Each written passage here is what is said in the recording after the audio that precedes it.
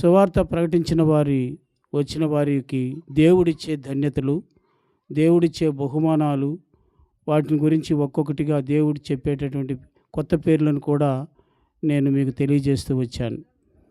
మరి పోయిన శుక్రవారం కూడా మనము దేవుని సువార్త ప్రకటించి వచ్చినప్పుడు నేను ఒక మాట చెప్పాను. మనలను దేవుడు ఏ పేరుతో పిలుస్తాడు అని చూసినట్లయితే దానియేలు గ్రంథం 12వ అధ్యాయము 3వ వచనంలో 2 పేర్లు ఉన్నాయి. పోయినసారి నేను ఒక మాట చెప్పాను. ఎవరంట బుద్ధిమంతులు ఎలా ఉంటారట, ఆకాశ మండలములో జ్యోతుల వలె ఉంటారు అని. అవును పిల్లరా, చాలామంది ఈ మర్మాలు, ఈ సత్యాలు తెలియక దేవుని పనికి దూరం అవుతూ ఉంటారు. కానీ మనకు ఆయన ఎప్పుడూ కూడా ఒక్కొక్కసారి ఒక్కొక్క పేరు పెడతాడు. మొదటిగా చెప్పాను, ఆయన సువార్తను ప్రకటించే వారి పాదములు పర్వతముల మీద సుందరములై ఉంటాయి అని. రెండోది కూడా చెప్పాను, అదేమిటనంటే ఇష్టపడి వచ్చి దేవుని పరిచర్య చేస్తే దేవుడు జీతం ఇస్తాడు అని. మూడవది చెప్పాను, ఏమిటది గుర్తుందా? ఏమిటది చెప్పండి. మూడోది నేనే చెప్తాను. ఏం చేస్తాడంట? భూలోకమును తలకందులు చేయువారు అన్నటువంటి మాట మనం చూస్తాం. ఆ తర్వాత మనము దేవుని వాక్యము లేక బోర ఊదితే ఆయన మనపక్షంగా ఉండి యుద్ధమాడతాడు అన్న విషయాన్ని కూడా మీకు ముందుకు తీసుకుని వచ్చాను.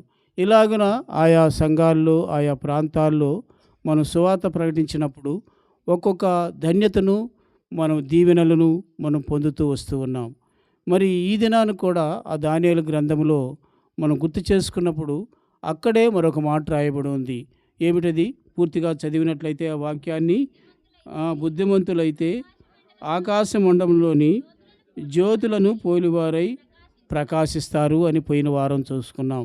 ఆ నీతి మార్గమును అనుసరించి నడుచుకున్నట్లు ఎవరు అనేకులను త్రిప్పుదురో వారు నక్షత్రముల వలె నిరంతరము ప్రకాశిస్తారు. చూసారా, జ్యోతులు వేరే, నక్షత్రములు వేరే కదండి.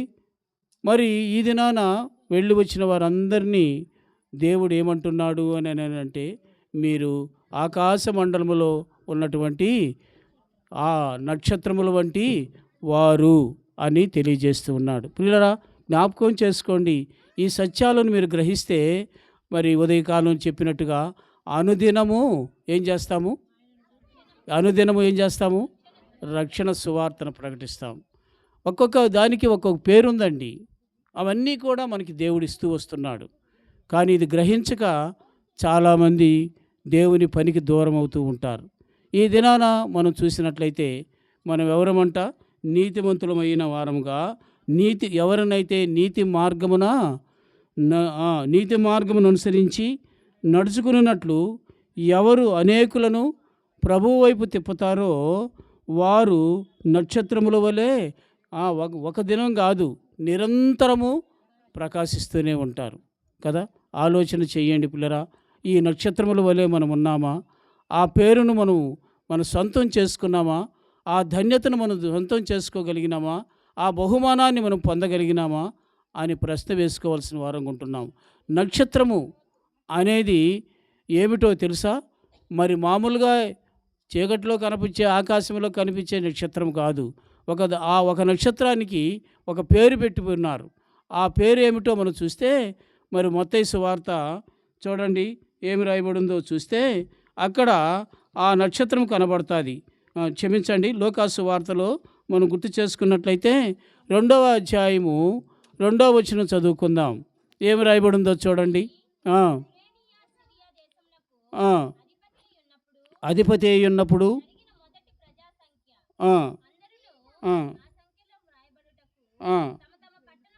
మా లూకాసు వార్తలోనేనా? మత్తయి సువార్తలో చూడండి 2వ అధ్యాయం 2వ వచనంలో నేనే పొరపాటు పడ్డాను కదండి. 2వ అధ్యాయము 1వ వచనం నుంచి చదువుకుందాం. ఏమి రాయబడిందో చూడండి. ఆ, ఏ నక్షత్రం అంట?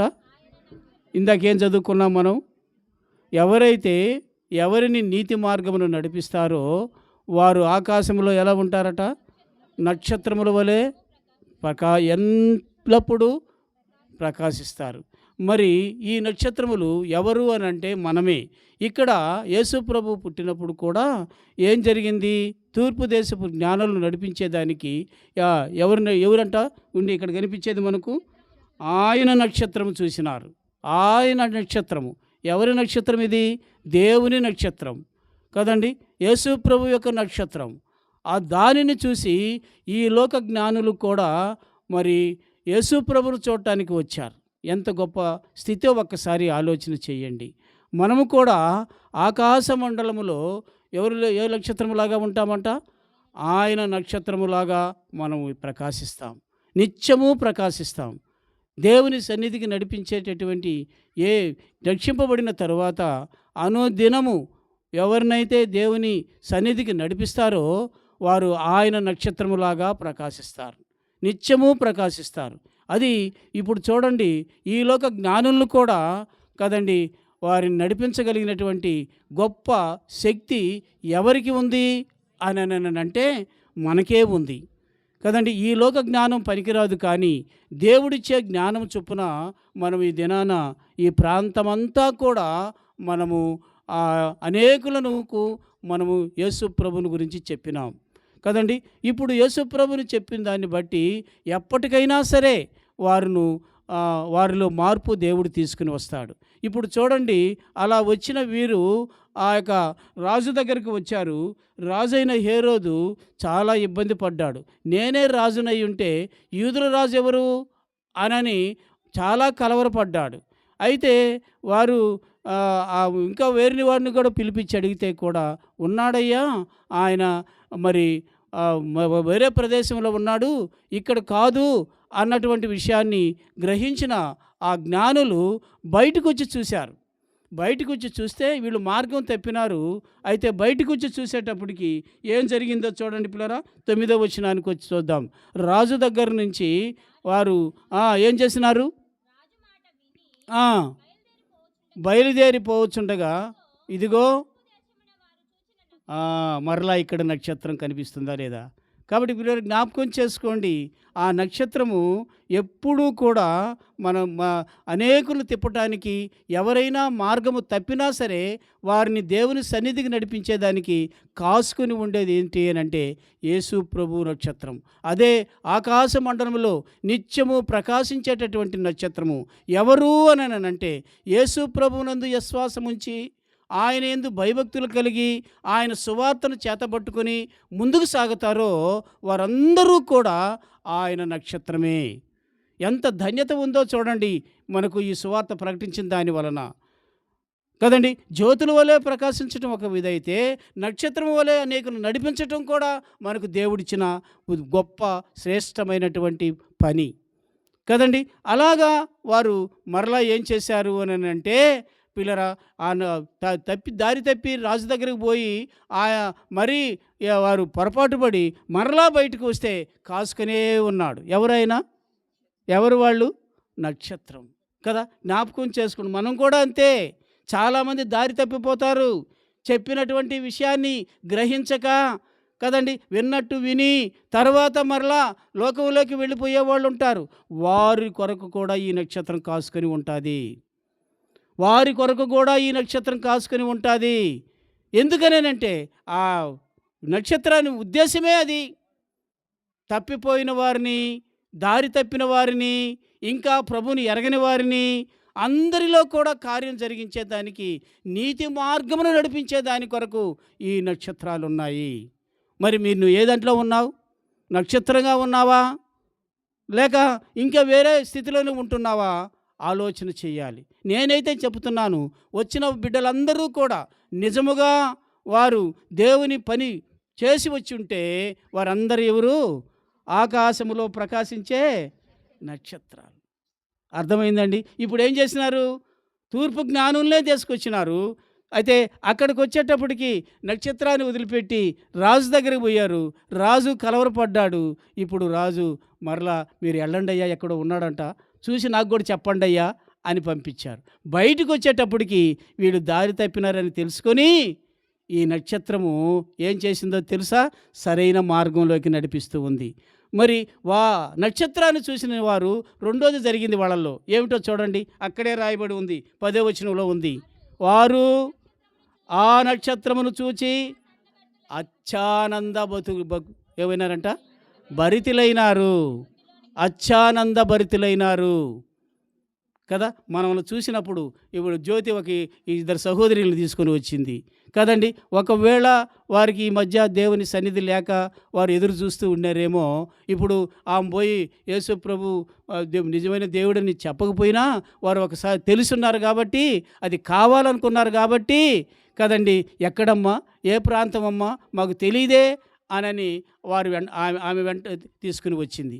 ఇప్పుడు వీళ్ళలో ఏం కలిగి ఉంటుంది ఈ నక్షత్రాన్ని చూసినప్పుడు? ఎందుకని? వాళ్ళలో ఆశ ఉంది కదండి. ఎలాగైనా సరే దేవుని సన్నిధికి వెళ్ళాలి. ఈ ప్రాంతానికి వచ్చిన తర్వాత మాకు దేవుని సన్నిధి లేదు. ఏం పేరు అక్క? మీ పేరు చెప్పండి. నువ్వు కనుక్కొని చెప్పమ్మా, అయినపతి కానీ. ఒక సహోదరి పేరు మరియమ్మ, ఇంకో సహోదరి పేరు, ఇద్దరు మరియమ్మలేనా? కదండి. మంచి పేరు, దేవునికి మహిమ కలుగును గాక. పిల్లల జ్ఞాపకం చేసుకోండి, ఇద్దరు మరియమ్మలు ఎక్కడ కాసుకొని ఉన్నారు కదా.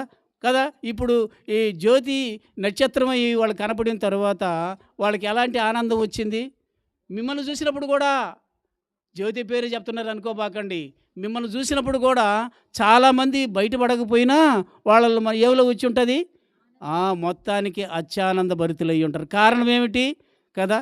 ఇప్పుడు చాలా రోజులైంది మేము సువార్త విని, చాలా రోజులైంది బైబిల్ చూసి, చాలా రోజులైంది పత్రికలు చూసి, యేసు ప్రభు నిజమైన దేవుడు, యేసు ప్రభు లోకరక్షకుడు, యేసు ప్రభు సజీవుడైన దేవుడు, యేసు ప్రభు నమ్ముకుంటేనే పరలోక రాజ్యం ఉందన్న సువార్తను వీళ్ళు పట్టుకుని వచ్చారు. అత్యానంద భరితులు అవుతారు. వీళ్ళ జ్ఞాపకం చేసుకోండి దినాన కదండి. ఈ నక్షత్రము ఊరికే లేదు, మనకు దేవుడు పేరు పెట్టాడు. ఆ నక్షత్రములమే మనమై ఉన్నాము గనుక ఈరోజు ఈ లోక జ్ఞానులు కూడా నడిపించగలిగే నక్షత్రం ఇది కదండి. పొరపాటు పడినటువంటి ఆ జ్ఞానుల్ని సరైన మార్గంలో నడిపించే నక్షత్రం ఇది. రెండోది, అనేకులు ఈ నక్షత్రం చూసి ఏమవుతారు? అత్యానందభూతులు అవుతారు. అంతేకాదు నిజదేవుని చూస్తారు. చూడండి, తర్వాత రాయబడిన మాట మనం చూస్తే, ఇప్పుడు ఈ లోకానికి వచ్చినటువంటి వాడు, శిశువుగా ఉన్నటువంటి వాడు, ఆయన ఇప్పుడు ఎక్కడున్నాడు అని అంటే చూడండి, ఏం రాయబడి ఉంది అక్కడ? తల్లి అయిన మరియను సాగిలపడి ఆయనను పూజించి, వారు పెట్టెలు ఇప్పి బంగారమును సాంబ్రాణిని బోళములను కానుకలుగా. దీనికంతటి కారణం ఎవరు? లోకరక్షకుని చూడటానికి, శిశువుని చూసి సాగిల పట్టడానికి దీనికి కారణం ఎవరు? నక్షత్రం. అంటే ఎవరు? నక్షత్రం అని ఒత్తుతున్నారు కానీ వారెవరు? మనమే. అర్థమైందా కదండి. మనమే ఆ నక్షత్రాలం. ఎంత గొప్ప మర్మముందో ఒక్కసారి ఆలోచన చేయండి సువార్త సేవలో. కాబట్టి ప్రియుల జ్ఞాపకం చేసుకోండి, నీ జీవితంలో నీవు అనుదినము సువార్త ప్రకటించగలిగితే ఆయన దృష్టిలో నువ్వెవరివి? ఆకాశ మండలములో ప్రకాశించే, నిత్యము ప్రకాశించే నక్షత్రం కదా. ఇదొక పేరండి మనకు. జ్యోతులు మనము, నక్షత్రాలం మనము. మన పాదాలు కదండి సుందరమైనవిగా ఉంటాయి. ఇంకా చెప్పాలంటే భూలోకమును తలక్రిందులు చేయగలిగిన వారము. ఇష్టపడి చేస్తే మనకు ఏముంది? జీతం ఉంది. ఇన్ని కృపను మనకు ఇచ్చే దేవుడు ఉంటున్నాడు. అలాగైతే నిత్యము ప్రకాశించే నక్షత్రాల్లాగా ఉండాలని మీకు మనవి చేస్తున్నాను.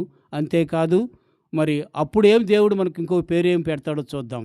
కాబట్టి పిల్లరా, గుర్తు చేసుకోండి, నేను ఊరికే చెప్పటం లేదు, మీకు నా సొంత జ్ఞానంతో చెప్పటం లేదు. జ్ఞానులను కూడా మార్చి రక్షకుడి దగ్గరికి తీసుకుని వచ్చేటటువంటి నక్షత్రంలాగా నువ్వు వెలుగొందాలి. ప్రకాశించాలి. అదే దేవుడు కోరుకునేదన్న సంగతిని మీరు గుర్తెరగాలని ప్రభు పేరట మీకు మనవి చేసుకుంటూ ఉన్నాను. గనుక ఈ సమయంలో మనము అలాగూ దేవుని చేసిన మేళ్ళన్నిటిని బట్టి దేవుని స్తుతించుకుందాం.